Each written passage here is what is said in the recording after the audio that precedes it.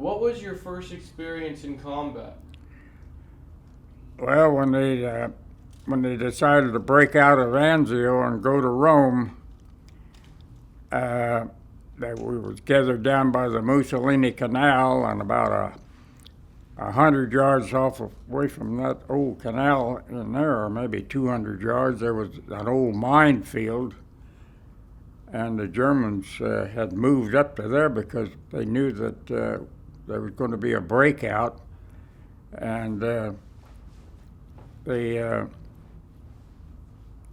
are about, I would say there was at least uh, 60 or 70 guys out of two different areas went through that area there. And when the Germans zeroed in on that tank track, they sent tanks to go through the tank place for the track, where all these here mines were set first. There was probably about 5 or 6 tanks that got their tracks blowed off in there. Then you run in, then these guys got up and ran through those tracks. And since the Germans, they claim there was thousands and thousands of rounds come in there. And of these guys that run out there first, none of them made it through the minefield. And then there was another group went out there, and they never made it through their minefield. And then there was a colonel there where I was sitting. He says, "Oh, it's our turn now," and we took off to going out there, and he ran up there near me, and he says, "Come on, boy," he says, "we've got to run," and he says, "Whatever you do, don't stop to help anybody that's laying there. Run right over them," and there's no getting out of that mine, out of those tank tracks, unless you're jumping out in among the mines. So you ran right over them. And that's the first time now you're looking at blood. When you get through that minefield, your shoes have got mud on them, and the lower part of your pants have got some blood on it. From what? We got through that minefield. Where's the blood from? From the guys that got in that got where Germans zeroed in on them on those tracks. They must have killed at least 100 guys in there. Did you see them getting hit with the shells? When those shells come in like that, it becomes just a dust storm out there, and you can't really. You can hear these guys, the death call and screaming, and and when I run through there, they was still guys screaming and yelling for help, and it wasn't a place where you could stop, because had we have stopped, we got through there just before they fired the next pass of artillery in there. And when we got through there, we got there were some of those old Italian houses on there and there were Germans in there, and I had bared off to the left there, and this colonel bared off to the right.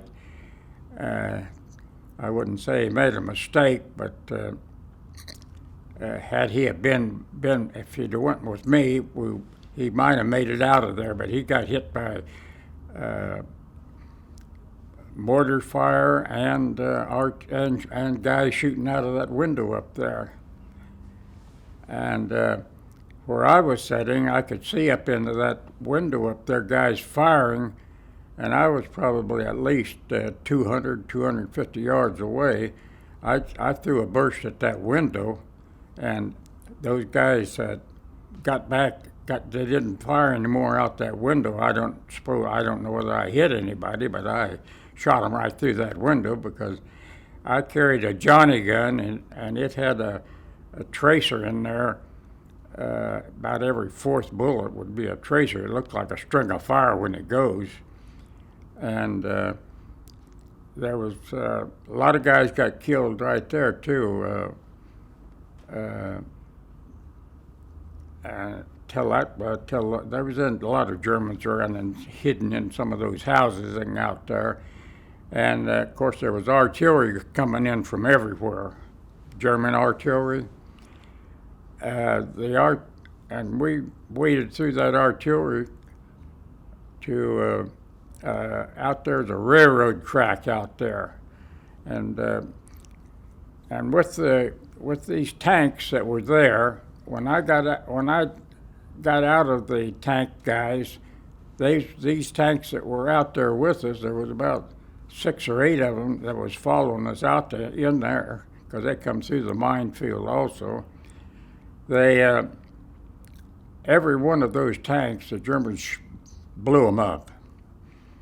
And when we was out there by the railroad track, just to show you how powerful that 88 was, one of the tanks parked himself right behind a house. He was shooting out where the house was partly blown on the front. Well, that German tank went shot through that outside wall, that old cement wall or cobblestone wall, and it went through that inner part of the house, out through the outer part, and hit the main final drive in the front of that tank, went clear through that tank, knocked the darn doors off of the back of the tank.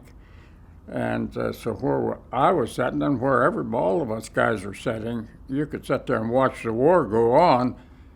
But then when they started sending these German tanks over there would be about 20 or 25 Germans with machine guns following those tanks behind them. So when the tank stopped to do some firing, well, these Germans would open up with their machine guns and strafe everything down low. And order come down to get out of there, withdraw. And because we didn't have no tanks to help us out, and we were just, everybody withdrawed except for one guy and myself, and he was an artillery observer for the big guns back in the back. And I sat there with him for a minute, and I said, "You about ready to go?" And he said, "No, I haven't made contact with the artillery yet. So as soon as I make contact, we'll get out of here."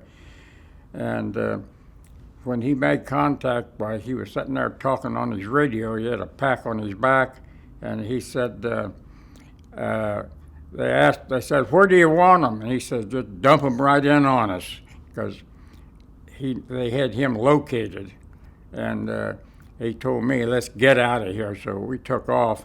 And with all the artillery that was coming in, they turned those tanks around, and the Germans did, because that artillery was coming in, was being shot from those big long toms. They could be 20 miles away shooting in there.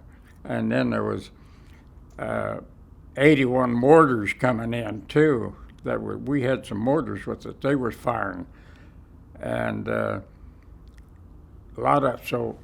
I was running down one of these irrigation ditches about, it might have been 2 foot deep or something, maybe 3 foot wide. And as I was running, I had already thrown my Johnny gun down, my pack down, because you ain't no use having that stuff. I didn't have no more ammunition. The only thing I had was a 45, and I held on my 45. And when your darn clothes get out of your belt and everything else, so I got bullet holes through my darn shirt. And then there was a kind of a post up there right at the end of that irrigation ditch where it dropped off into a bigger irrigation ditch, and I could see splinters and pieces of wood flying off of that thing. So I jumped out of that irrigation ditch and dove over that fence that was there, and our guys had a machine gun sitting in there. They were firing back at the Germans there, and I I must have held my breath for, that was about a mile back. I must have held my breath all the time I was running or something, because when I jumped over that fence, I passed out in midair. And there was a guy down below there, he got a hold of me and drug me over there on the side of the bank and was pumping me up and down on with my neck, and kept saying, we're leaving, we're leaving, we're leaving. And when I got to come back, well, I followed those guys on the run down through some other gullies there, and we went clear back to the Mussolini Canal. And this is all being done now. It's nighttime. And everybody, we were so darn shot up there that when we got into the Mussolini Canal, we found some of those dugouts that were in the banks there. We crawled up in there to get some rest. And we never heard, well, when you're that tired and you pass out from all that and gasping for air, you really don't, you don't hear your officers are down there yelling, 6-1, or 1st Regiment fall out, 1st Regiment fall out. And if you did hear it, you wasn't about to fall out. So somebody else that night took our place out there. And the next day we went out through there. It was just about sun up, or well, it was crack of dawn. And when we went out there, well, now you can walk across and see what happened in the fighting there with those guys, because there was guys laying in there all shot to pieces. Some guys didn't have a shirt on. They'd been probably crawl out of their hole or something there to man their machine gun there. They were just riddled full of holes. And it don't take long for the human body to start swelling.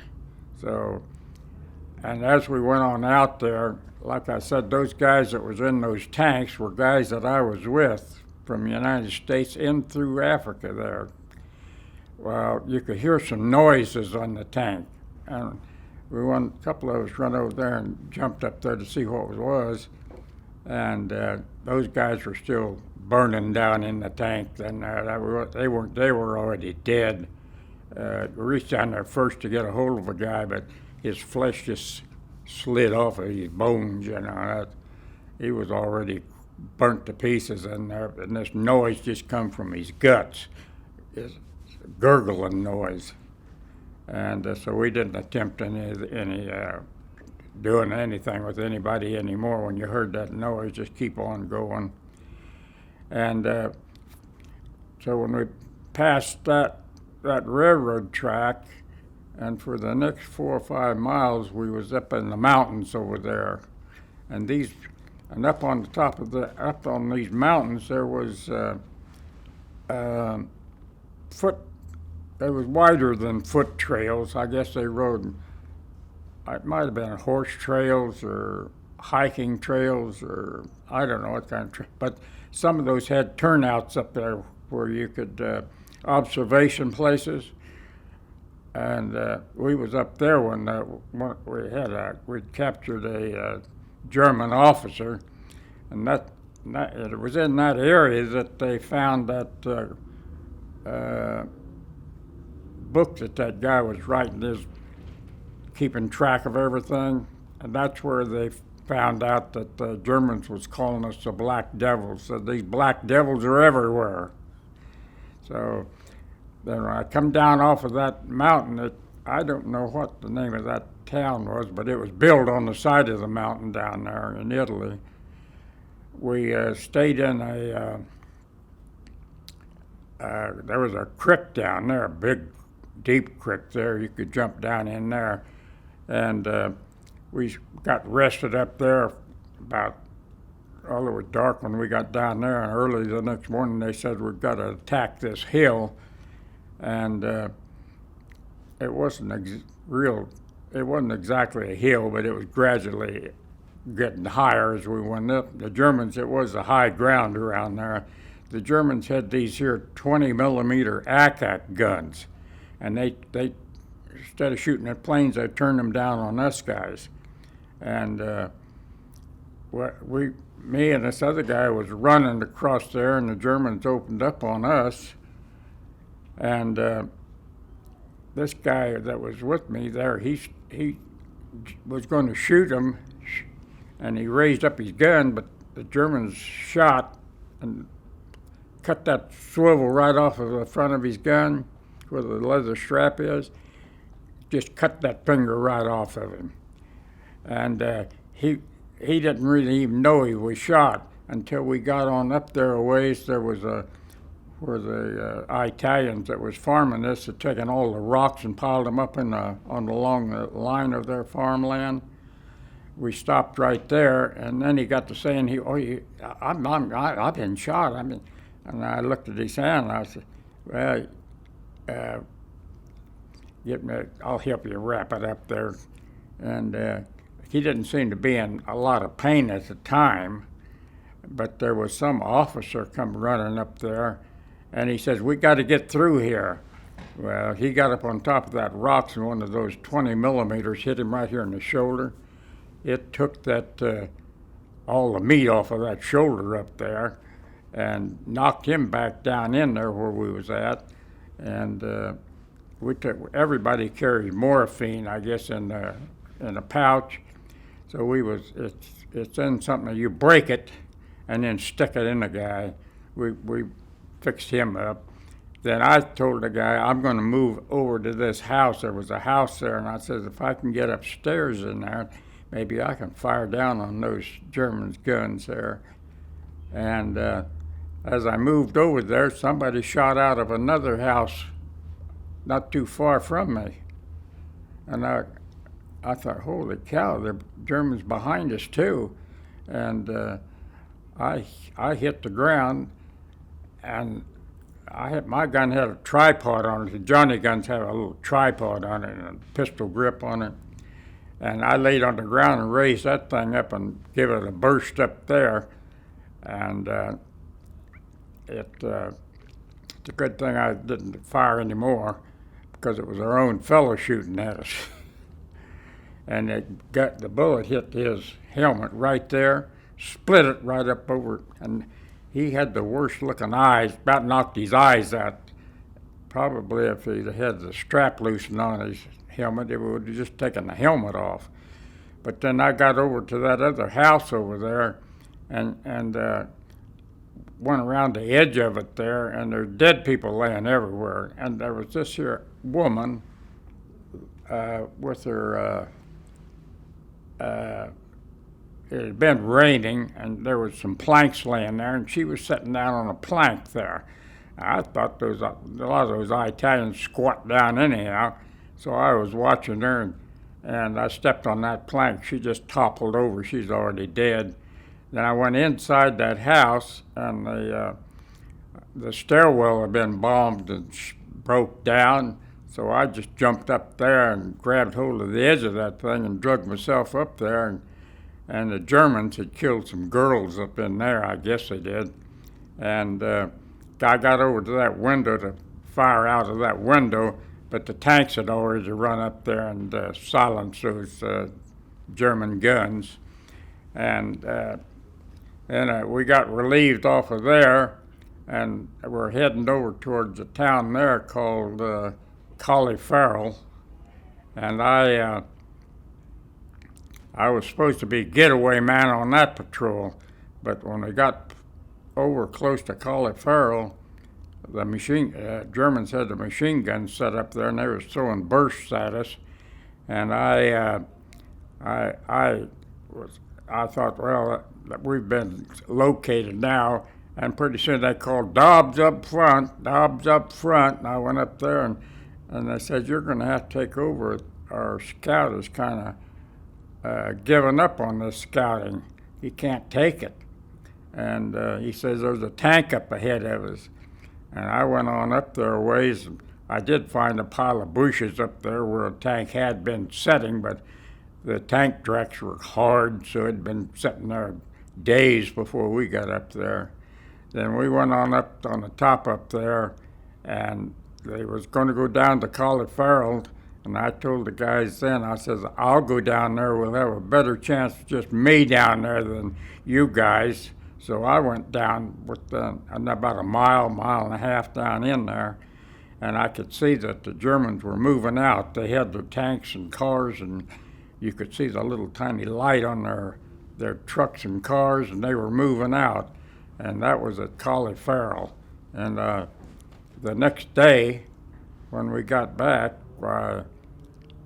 they attacked. They moved out to take Colleferro, and we got in a fight with our own guys there. They was to our left.